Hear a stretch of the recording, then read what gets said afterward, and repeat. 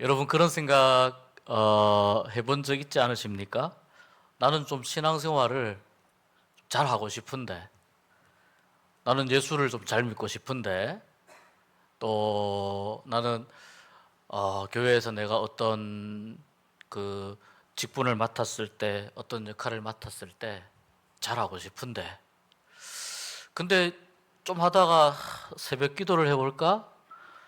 성경을 읽어볼까? 내가 올해는 주일 성수를 해야지. 이런 이제 결심을 하고 또 계획을 세우고 신앙생활을 잘하기 위해서 열심히 이렇게 이제 하다가 중간에 왜 이렇게 자꾸 흔들리지? 왜 이렇게 자꾸 넘어지지? 이런 생각해 본 적 있으십니까? 안 했다고 하면 거짓말이죠. 예.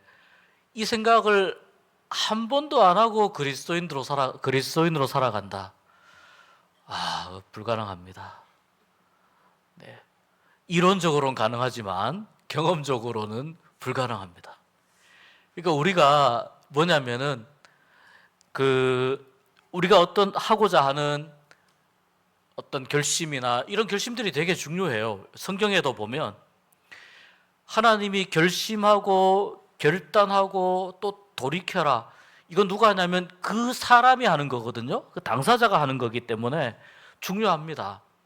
돌이키기도 해야 되고 결심도 하고 결단도 해야 되는데, 자, 그런 것을 했는데 그렇게 결단하고 했는데 좋은 결단이잖아요. 그런데 왜 이것이 계속해서 내가 결심한 대로 그렇게 되지 않고, 어떨 때는 오른쪽이 맞는 것 같다가 어떤 때는 왼쪽이 맞는 것 같다가 또 어떨 때는 내가 막 힘이 나서 열심히 하고 잘하는 것 같은데, 하나님을 잘 섬기는 것 같은데 막 이렇게 좋은 에너지가 막 뿜뿜합니다. 그런데 또 어떨 때는 왜 이렇게 안 될까? 신앙생활이 약할까? 왜 이렇게 내 믿음이 약할까? 이런 생각을 또 이런 그 마음들을 가지게 된다는 거죠. 자, 이 근본적이고 본질적인, 어쩌면 모든 신앙인들이, 그리스도인들이 다 던질 수 있는 이 질문에 있어서 여러분 해답은 너무 간단합니다.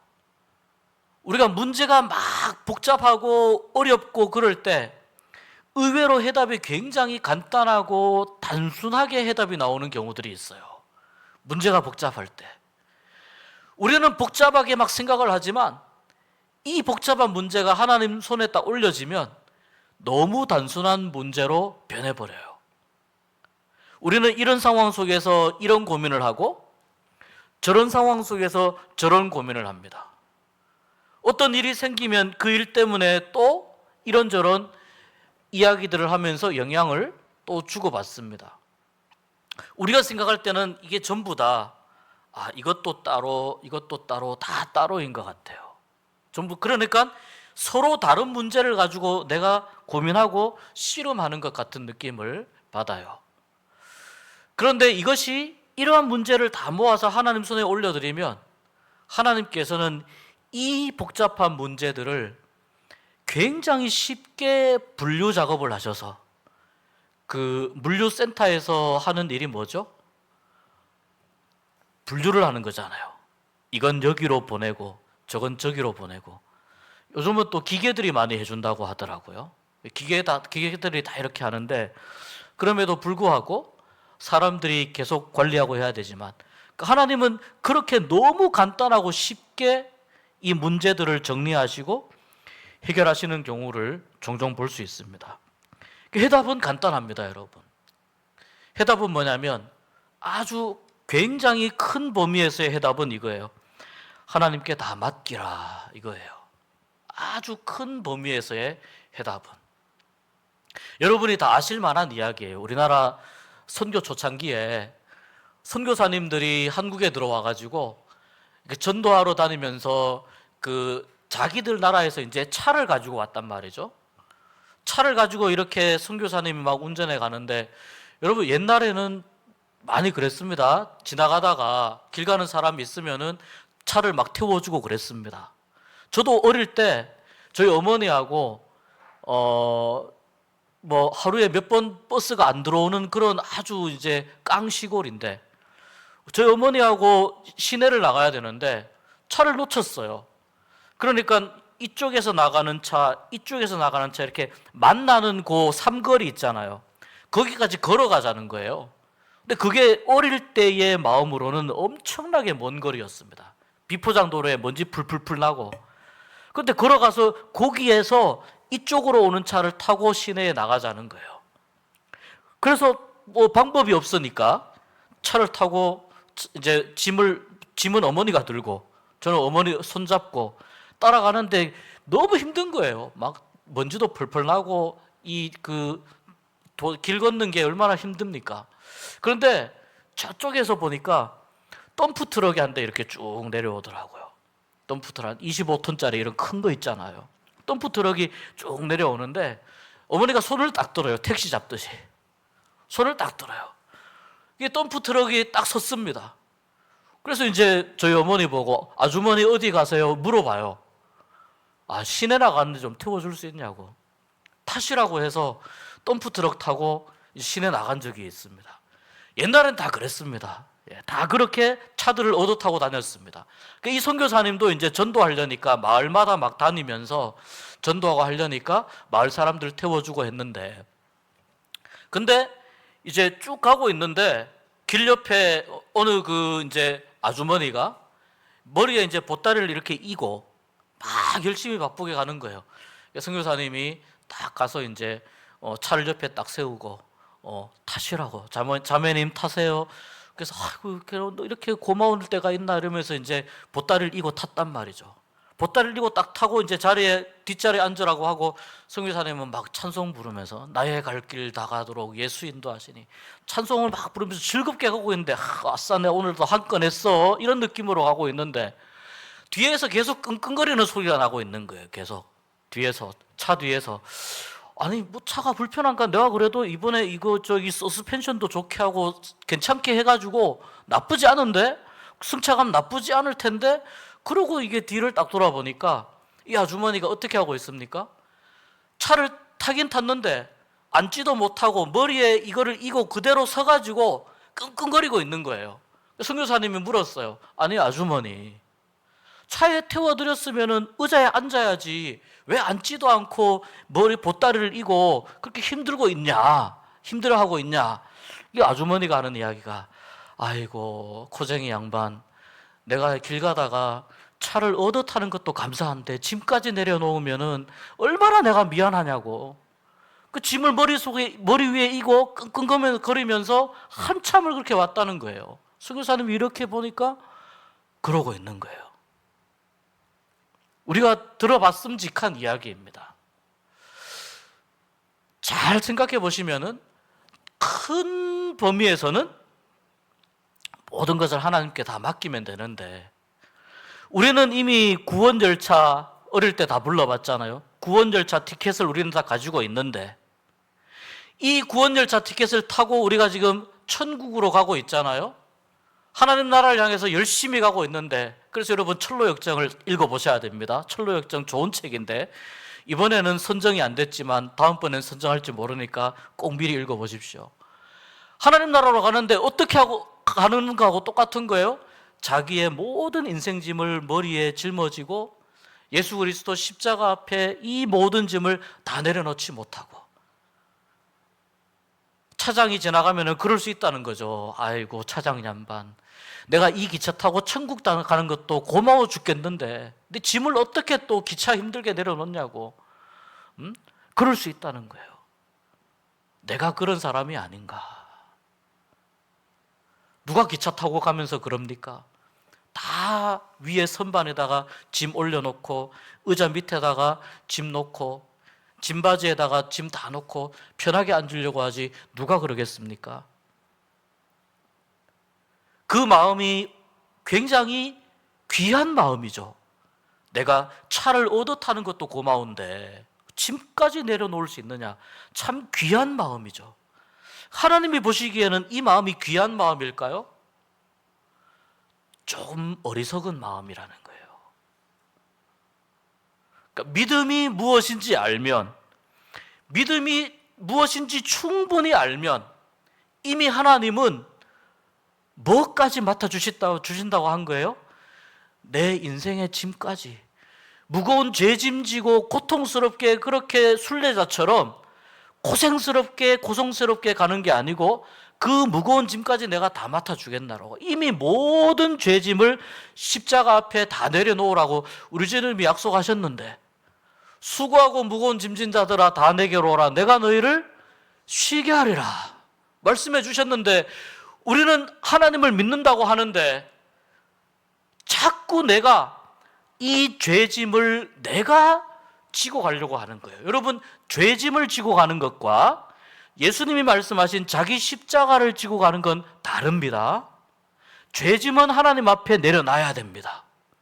그러나 주님이 맡기신 내가 져야 할 십자가는 잘 감당해야 되는 건데, 이 두 가지는 다릅니다. 이것을 잘 분별해야 되는데, 이 분별할 수 있는 그 방법이 어디에 있느냐? 말씀 가운데 있는 거예요.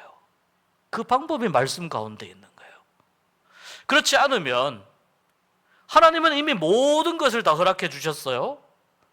모든 것을 다 허락해 주시고 그것을 이미 누릴 수 있도록 하나님이 우리에게 구원의 은혜를 주시면서 하나님의 자녀를 삼아 주시면서 하나님의 자녀됨의 권세를 누리도록 우리에게 다 주셨어요.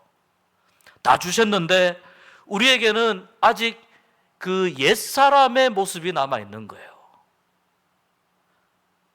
옛사람의 모습이 남아있고 여전히 우리에게는 뭐가 있느냐? 여전히 하나님께로 가까이 가야 하는 그 방법을 우리가 온전히 알지 못하는 연약함과 어리석음이 있다는 것입니다. 그래서 여러분, 예수님을 믿는다고 하는 것은 나와 관련된 모든 죄의 문제를 우리 주님께서 직접 해결해 주신다라고 하는 것도 같이 믿는 것을 의미합니다. 아멘이십니까? 나와 관련된 모든 죄에 관한 문제들을 우리 주님이 직접 해결해 주신다. 내가 가지고 있어봤자 안 되는 거예요. 이 죄짐에 관한 부분은 하나님께 다 맡기는 은혜가 여러분에게 있기를 축복합니다. 천국 가는데 기쁘고 즐겁게 가야 되지 않겠습니까? 여러분, 신앙생활 하는데 하나님 주시는 기쁨이 계속해서 솟아나야 되지 않겠습니까? 그 핵심이 뭐냐면 말씀을 만나야 된다는 거예요. 그 핵심이. 요한복음 1장 1절에 보면 이런 말씀이 있습니다. 태초에 말씀이 계시니라. 이 말씀이 하나님과 함께 계셨으니 그 말씀은 곧 하나님이시니라. 이게 요한복음이 조금 어렵습니다. 풀어서 이해하기가 좀 쉽지 않습니다. 태초에 말씀이 계시니라. 이 말씀이 하나님과 함께 계셨으니라고 하는 말은 무슨 뜻이냐면, 말씀과 하나님은 말하자면은 약간 무언가 조금 다른 두 존재가 같이 있다는 건데, 서로 다른 두 개의 신이라는 의미가 아니에요. 그러면 이제 두 개의 신을 믿는 그런 종교로 가버립니다. 그게 아니고 말씀과 하나님이 함께 계셨는데 마지막에 뭐라 그럽니까? 이 말씀이 곧 하나님이시니라. 그리고 쭉 내려가 보면 그 말씀이 뭐라고 이야기하냐면 이 말씀이 곧 예수 그리스도이다라고 말씀합니다. 요한복음에서 예수님을 그렇게 소개를 합니다. 태초부터 계셨던 분으로, 하나님과 함께 계셨던 분으로, 그리고 하나님이신 분으로 소개합니다. 또 요한복음을 쭉 읽어가면 거기에 성령님에 대해서 예수님이 자세하게 설명해 주시는 부분들이 많이 나옵니다. 그러니까 이 요한복음은 사실 잘 읽어보면 삼위일체 하나님을 이해할 수 있는 굉장히 좋은 성경이라고 볼 수 있어요. 근데 보십시오. 여기 중요한 게 뭐냐면 함께라는 거예요. 함께. 그리고 이 말씀이 하나님이셨고 그 말씀이 곧 예수 그리스도이신데, 오늘 말씀에 보면 오늘 말씀이 어떤 내용이냐면 예수님과 함께 3년 동안 같이 생활했던 제자예요. 이 한 명은 글로바라고 하는 사람인데 12제자 안에 들어가진 않으나 예수님 주위에는 예를 들어서 70명이라든지 또 120명이라든지 예수님과 아주 가까운, 예를 들어서 제자는 아니지만 예수님은 죽은 나사로를 친구로 대하셨던 분이잖아요. 그렇게 아주 가까웠던 제자 두 사람이 있습니다. 예수님이 공생애 사역하시는 3년 동안 이 두 제자가 예수님과 아주 지근 거리에서 교제를 하면서 지냈습니다. 같이 지냈잖아요. 같이 지냈는데 예수님 죽으시고 나서 부활했다는 소식을 듣지 못한 두 사람은 예수님이 죽으시고 나서 그 다음 날 자기 고향으로 내려갑니다. 이게 이 두 사람이에요. 엠마오 마을로 내려가는 두 제자입니다. 그런데 이 두 사람이 쭉 내려가는데 거기에 한 사람이 불쑥 나타나서 같이 가도 될까? 해서 세 사람이 같이 가게 됩니다. 세 사람이 같이 가는데 서로 이야기를 해요. 엊그저께 금요일이니까 금요일에 예수님이 죽으셨던 그 예루살렘에서 일어났던 사건에 대해서 이야기하니까 뒤늦게 함께 갑시다라고 이야기했던 사람이 그게 무슨 일이냐고 물어봐요. 그러니까 이 두 제자가 함께 가는 사람에게 아니 당신 그것도 모르냐고, 예수님이 이렇게 십자가에 죽으신 이 엄청난 사건이 일어났는데 그것도 모르냐고, 이렇게 이야기를 주고받으면서 쭉 가요. 그리고 같은 길을 함께 동행을 하는 거예요. 같이 가면서 이런저런 이야기를 주고받는데 그 이야기가 사실은 뭐냐면 성경 말씀에 관한 이야기였어요. 성경 말씀에 관한 이야기. 나중에 목적지 도착해서 거기에서 이분이 함께 가자고 했던 분이 예수님이라는 것을 거기서 알게 됩니다. 우리가 주님과 동행했구나라는 걸 알게 돼요. 살아있을 때도 주님과 함께 있었는데 지금도 주님이 우리에게 나타나셔서 함께 걸어가고 계시는구나, 우리가 여기까지 함께 동행했구나라는 것을 그 목적지 도착해서 알게 됩니다. 그때 예수님은 다른 곳으로 사라져서 보이지 않게 됩니다. 그러면서 이제 이 두 사람이 서로 이야기하는 거예요. 야, 너 좀 이상하지 않냐? 우리가 지금 예수님을 만났는데 처음에 예루살렘 쪽에서 쭉 내려오면서 예수님이 같이 가자고 했을 때 같이 동행하면서 우리가 서로 나눈 이야기들이 있잖아. 근데 그 이야기를 잘 생각해 보니까 이 이야기들이 전부 성경 말씀이야. 그런데 이 성경 말씀을 지금 생각해 보니까 예수님이 계속 우리에게 풀어서 설명해 주고 가르쳐 주고 계셨어. 이걸 그때서야 깨닫게 되는 거예요. 그때 그 말씀을 들을 때 내가 좀 이상한 일이 생겼거든. 무슨 일인데? 내 마음이 뜨거워지더라고. 너는 뜨거워지지 않았냐고. 나도 그때 주님이 말씀을 그걸 설명해주고 풀어줄 때, 맞아, 우리가 질문을 했는데 한 이야기에도 막힘없이 모두 다 설명해 주셨는데 그 말씀을 들을 때 마음이 정말 뜨거워지더라고. 마음이 뜨거워지니까 이 두 사람이 삶의 목적과 이유를 발견하게 돼요. 잃어버렸던 삶의 목적과 이유를 찾게 돼요. 그리고 어디로 갑니까? 그리고 다시 예루살렘으로 갑니다. 왜 거기로 갈까요? 예루살렘에서 죽었던 예수님이 우리와 함께 엠마오까지 같이 가면서 말씀을 풀어주셨는데 그 말씀을 설명해 줄 때 우리의 마음이 뜨거웠다는 것을 이야기해 주기 위해서 가는 겁니다. 죽으셨던 예수님이 동행했다는 말은 무슨 뜻입니까? 다시 살아나셨다는 것을 의미하는 거예요. 이것을 가르쳐 주기 위해서, 가르쳐 주고 싶어서 다시 자기들이 떠나왔던 예루살렘으로 다시 거슬러서 올라가는 겁니다. 여러분, 말씀은 힘과 능력이 있습니다. 우리의 어리석음을 깨우쳐주는 힘과 능력이 있습니다. 우리의 연약함을 강하게 해주는 힘과 능력이 있습니다. 우리의 병든 것을 회복시키시고 치료해 주시고 낫게 하시는 힘과 능력이 말씀에 있습니다. 그뿐입니까, 여러분? 이 말씀은 잃어버렸던 삶의 이유를 찾게 만들어줍니다. 말씀을 만난다는 건 곧 예수 그리스도를 만난다는 걸 의미해요. 말씀을 만난다는 건 예수 그리스도를 만나는 거예요. 여기에 있는 이 말씀, 말씀의 세 가지 형태 중에 기록된 말씀이에요. 기록된 말씀. 이 말씀을 우리가 제대로 읽고 이 말씀 안에서 우리가 정말 하나님이 주시는 그 말씀의 의미를 찾으려고 애쓰고 노력하면 우리가 말씀을 만나게 됩니다.